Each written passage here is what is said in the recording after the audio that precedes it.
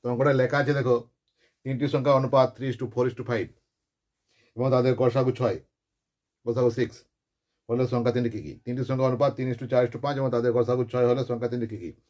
দেখবে। তো তিনটি সংখ্যা অনুপাত দেওয়া আছে 3, 4, 5। একটা সংখ্যা ধরবো আমরা 3x, একটা সংখ্যা ধরবো আমরা 4x, একটা সংখ্যা ধরবো আমরা 5x। এদের গসাগু হচ্ছে আমাদের x, ঠিক আছে? সংখ্যা দিলে কী কী হবে? প্রথম সংখ্যাটা হবে 3x, অর্থাৎ 3 গণিত গোসাগু দিয়েছে কত জন আমাদের? 6 দিয়েছে। তো গোসাগু x মান হচ্ছে 6, 3 গণিত 6, 3 6 হবে 18। দ্বিতীয় সংখ্যাটা 4x, 4 গণিত 6, 4 6 24। আর তৃতীয় সংখ্যা 5x, 5 গণিত 6, 5 6 30। আর সংখ্যা তিনটে হলো 18, 24 এবং 30। এভাবে তোমরা অঙ্কগুলি প্র্যাকটিস করবে। ওকে, তো পরের ভিডিওতে তোমাদের সাথে আবার দেখা হবে।